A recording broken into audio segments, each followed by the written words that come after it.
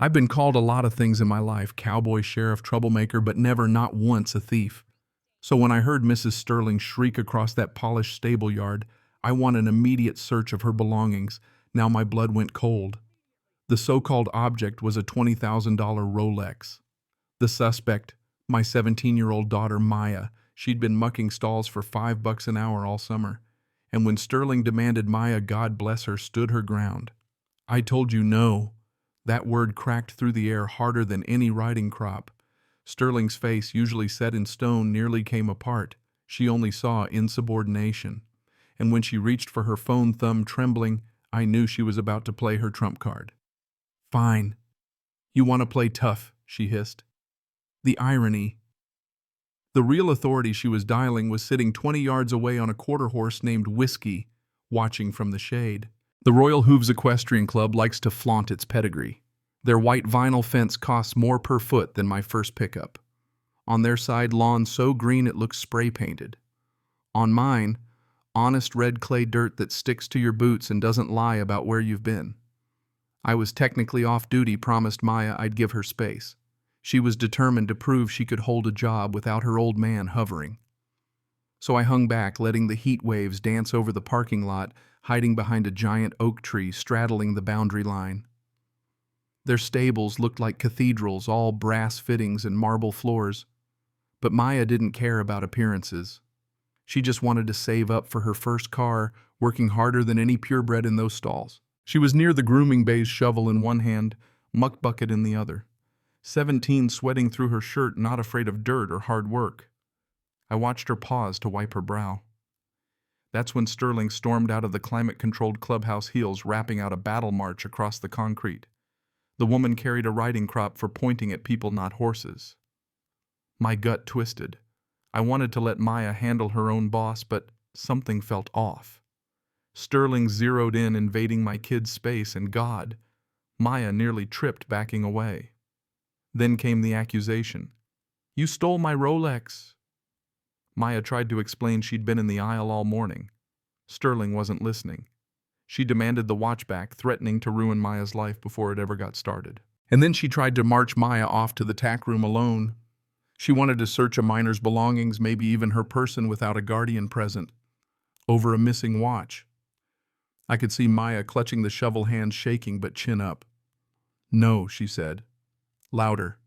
No. That simple word must have sounded like treason to Sterling. Truth never mattered to her, only control. That was it for me. Sterling's face twisted. My rules are the law, she shrieked, lunging for Maya's arm. I'd seen enough. I nudged Whiskey forward, crossed that shallow ditch in one motion. Steel-shod hooves hammered the concrete, clack, clack, clack, echoing up to the rafters, cutting through the noise. Sterling spun, nearly fainted when she saw a 1,200-pound horse blocking her son. I sat high in the saddle, shadowed by my hat, sunglasses hiding my eyes, work shirt stained with oil and sweat jeans bleached at the knees. To her, I was just some trespassing cowboy. I spat out my toothpick, let it hit her perfect concrete. Is there a problem? I asked, voice low and calm. Bored, really? And that seemed to scare her worse than anger. Sterling didn't retreat. Instead, she went theatrical, waving her hand for the crowd starting to gather. Get that horse out of my facility. Take your little thief with you. She expected an apology, maybe a retreat. She got nothing. I just stared, letting the silence do the heavy lifting. That's when she realized brute force wouldn't work. She went for her smartphone, latest model, leather case, thumb hovering. You think you can intimidate me? She sneered. You think just because you're big and dirty you can threaten a woman? I'll make sure you never work in this county again. She called 911, her whole demeanor shifting. She put on a performance worthy of an Oscar emergency. I need help immediately. I'm being attacked. I didn't budge. Maya started to protest, but I held up a finger. Let her talk, I murmured. Never interrupt your enemy when they're making a mistake. Sterling wove a tale for the dispatcher man on a horse, threats, maybe a gun. Each word put us in more danger. False reporting, slander, escalating things to felony territory. She was setting the stage for disaster, betting no one would ever call her bluff. Crowd was getting bigger. Phones out, recording, framing us as the villains before a single fact was checked. He's dangerous. He attacked Maya. Sterling screamed, playing the hero. Some guy in a blue polo stepped up. "You need to get down off that horse, pal. Police are on the way." I didn't even blink. "I'll wait right here. You might want to step back. This is a police matter now." He shrank right back into the herd. I leaned down to Maya. "You did nothing wrong. You stood your ground. Just hang on. Let me do the talking." Sterling was pacing, desperate for those sirens, her justice, her power trip. She had no idea she'd just summoned the storm, not the security she expected. Sirens wailed in the distance, her face lit up. "Hear that? That's the sound of consequences." "Yes, ma'am," I muttered. "It certainly is." The city cops showed up first, squealing tires, doors flying open, adrenaline running high. 2 officers, Miller young and cocky, already gripping his holster. Davis a little softer, nervous. They saw what Sterling wanted them to see, a dirty cowboy threatening a helpless woman. "Police, step away from the woman," Miller barked. Sterling clung to him, wailing, "He has a gun. He threatened me." Miller's head snapped to me. "Sir, let me see your hands. Get down off the horse now." I kept my hands in plain sight, resting on the saddle. "There's no gun here, officer. Only weapon is the lady's imagination." Miller wasn't hearing it. "Get down now. You're under arrest for terroristic threats and trespassing." I stayed put, pointed out the utility markers. "I'm on an easement protecting my child from an unlawful situation. You let her search my daughter, you're an accessory to a felony. Section 1983 Civil Rights Act." Miller's face went red.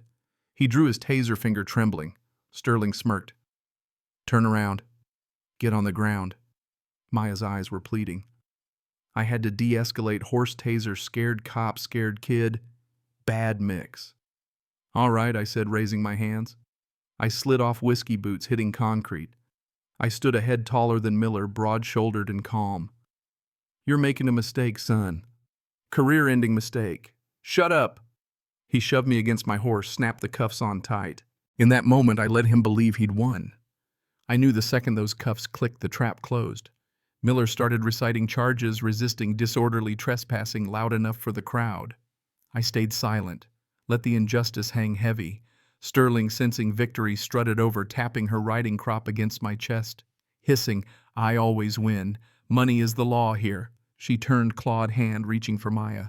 "We'll proceed with recovering my property." That was it. Something inside me snapped. I used my command voice, 20 years of riot lines behind it. "Officer Davis!" I bellowed, making the air crackle. The room froze. "Step away from your partner." Davis, pale, looked at me, really looked. "You're witnessing a felony deprivation of rights under color of law. You want to go to federal prison today, son?" Maybe we should wait," he stammered. "Go to my horse. Saddlebag left side. Open it." Miller tried to block him. "Don't do it. He's tricking you." "It's not a gun," I said, steady. "It's the end of your career, Miller." Davis, trembling, opened the bag, pulled out a windbreaker, navy blue reflective yellow sheriff on the back, gold star badge pinned to the chest. Davis stared, then whispered, "Oh my God. Miller, you arrested the sheriff." Sterling screeched, "It's a fake.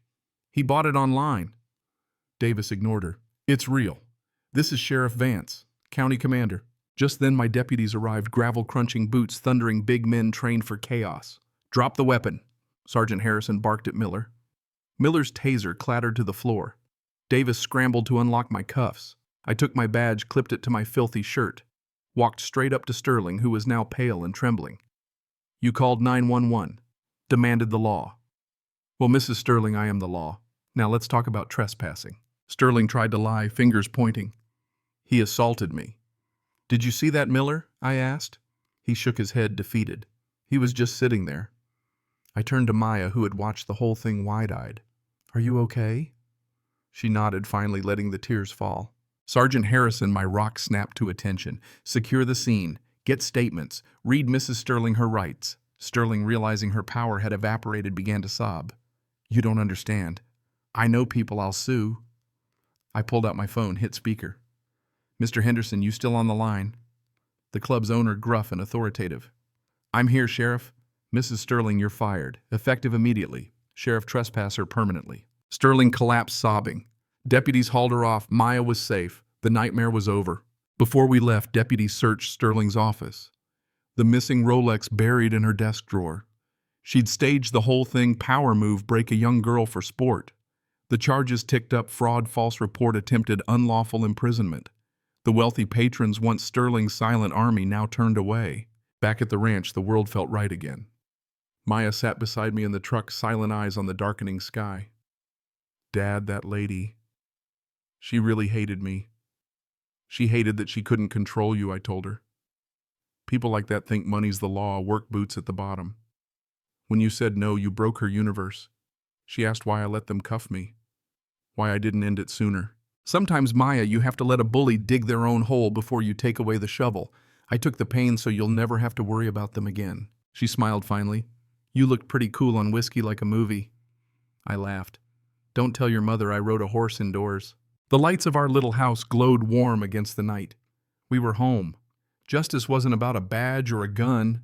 It was about not backing down no matter what you're up against. See, true power isn't about being loud. It's about being right. That's the lesson I took home: a sheriff, sure, but also just a dad, just a man who believes in doing what's right even when it hurts. Karma. Yeah, sometimes it wears spurs. But let me ask you this: where do you draw the line when someone in power tries to rewrite the rules? Would you stand your ground or walk away? Drop your thoughts below, and if you've ever tangled with someone like Sterling, I want to hear your story. Justice isn't just for the badge, it's for anyone with the guts to say no. Cảm ơn các bạn đã xem video.